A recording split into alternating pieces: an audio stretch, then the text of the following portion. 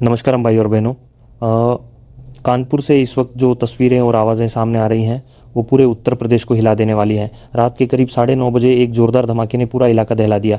लोगों ने कहा, पहले तो लगा कोई सिलेंडर फटा होगा, लेकिन जब इमारतों की खिड़कियां टूटीं और ज़मीन हिली तो सब समझ गए ये कोई मामूली विस्फोट नहीं था। मैं हूं अमृत और आप देख रहे हैं डेडली रिएक्शन। आज हम बात करेंगे कानपुर ब्लास्ट की उस पूरी सच्चाई की जिसने एटीएस से लेकर निया तक को अलर्ट पर ला दिया है। क्या ये किसी बड़ी साजिश का हिस्सा है या फिर एक हादसा? आइए जानते हैं पूरी कहानी। कानपुर के चकेरी थाना क्षेत्र में ये धमाका हुआ जहां पास के एक गोदाम से धुआं उठता दिखा। प्रत्यक्षदर्शियों के मुताबिक धमाके की आवाज़ करीब 3 किलोमीटर तक सुनी गई। मौके पर तुरंत पुलिस, फायर ब्रिगेड और बम निरोधक दस्ते पहुंच गए। शुरुआती रिपोर्ट में कहा गया कि विस्फोट एक केमिकल स्टोरेज यूनिट में हुआ था, लेकिन घटना के कुछ घंटों बाद एटीज एंटी टेररिस्ट स्क्वाड की एंट्री ने पूरे मामले को नया मोड़ दे दिया। क्या सिर्फ केमिकल था या कुछ और? अब ज़रा टाइमलाइन समझिए। ये धमाका 10 अक्टूबर की रात करीब 9:32 PM पर हुआ। उस वक्त इलाके में करीब 40 मजदूर काम कर रहे थे, जिनमें से 11 लोग घायल और 3 की हालत नाजुक बताई जा रही है। हादसे की गंभीरता को देखते हुए मुख्यमंत्री योगी आदित्यनाथ ने तुरंत रिपोर्ट तलब की और एनआईए, नेशनल इन्वेस्टिगेशन एजेंसी को जांच के लिए सिफारिश भेजी। आपको याद दिलाएगा कांसा बहाने की तरफ 2013 में भी कानपुर में इसी तरह का एक विस्फोट हुआ था, जिसमें IM इंडियन मुजाहिदीन मॉड्यूल का लिंक निकला था।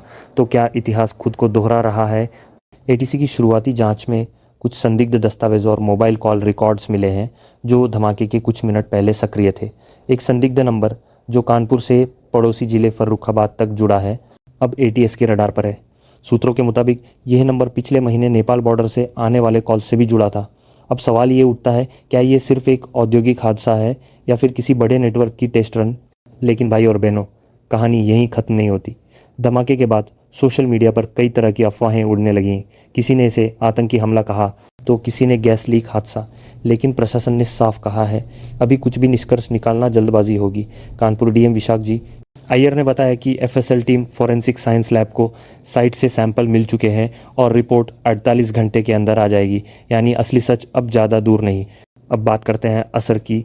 इस धमाके के बाद आसपास के 3 इंडस्ट्रियल प्लांट्स को अस्थायी रूप से बंद कर दिया गया है। व्यापारियों को करोड़ों का नुकसान हुआ है और सबसे बड़ी बात, लोगों के मन में डर बैठ गया है। दोस्तों, ज़रा सोचिए, अगर एक इंडस्ट्रियल जोन में ऐसी साजिश छिपी हो तो सुरक्षा पर इसका क्या असर पड़ेगा? क्या राज्य में सुरक्षा एजेंसियां पर्याप्त सतर्क हैं? कानूनी तौर पर देखें तो अगर ये आतंकी गतिविधि साबित होती है तो UAPA unlawful activities prevention act की धाराएं लागू होंगी, जिसमें दोषी पाए जाने पर उम्र कैद या फांसी तक की सज़ा हो सकती है। वहीं अगर ये औद्योगिक लापरवाही निकली तो IPC की धारा 304 नेग्लिजेंस कॉजिंग डेथ के तहत जेल और जुर्माने दोनों का प्रावधान है। यानी दोनों ही स्थिति में जिम्मेदारों की मुश्किलें बढ़नी तय है और बीन कोलिना जेल बढ़नी जान। अब विपक्षी दलों ने भी अपनी प्रतिक्रियाएं दे दी हैं। समाजवादी पार्टी ने कहा कि सरकार सुरक्षा में नाकाम रही, जबकि बीजेपी प्रवक्ताओं का कहना है कि जांच पूरी होने से पहले किसी पर उंगली उठाना गैर जिम्मेदाराना है। दोनों पक्षों के बीच सौर के बीच बाइले 9 ट्रक उनतर आरोप प्रत्यारोप का सिलसिला शुरू हो गया है। लेकिन जनता सिर्फ एक जवाब चाहती है, धमाका क्यों हुआ? आगे क्या होने वाला है? निया और एटीएस की संयुक्त टीम अगले 24 घंटों में फाइनल रिपोर्ट सौंपेगी। ड्रोन सर्विलांस से इलाके की मैपिंग शुरू हो चुकी है और कुछ CCTV फुटेज भी सामने आए हैं, जिनमें धमाके से कुछ मिनट पहले एक पिकअप वैन को गोदाम के पास रुकते देखा गया है। अगर ये सुराग सही निकला तो आने वाले 2 दिन बेहद अहम साबित होंगे। दोस्तों, हर धमाके की एक गूंज होती है, लेकिन असली सवाल ये है कि उस गूंज से हम क्या सीखते हैं। क्या हम सिस्टम पर भरोसा रखें या उसे सवालों के घेरे में लें? जो भी हो, कानपुर का ये ब्लास्ट अब सिर्फ एक हादसा नहीं बल्कि एक चेतावनी बन चुका है। आपकी राय क्या है इस पूरे मामले पर? क्या आपको लगता है कि ये साजिश थी या लापरवाही? कमेंट बॉक्स में ज़रूर लिखें। मैं अमृत डेडली रिएक्शन चैनल से आपके विचार ज़रूर पढ़ूंगा। अगला अपडेट 24 घंटों के अंदर आपके लिए लेकर आऊँगा जब NIA की रिपोर्ट सामने आएगी।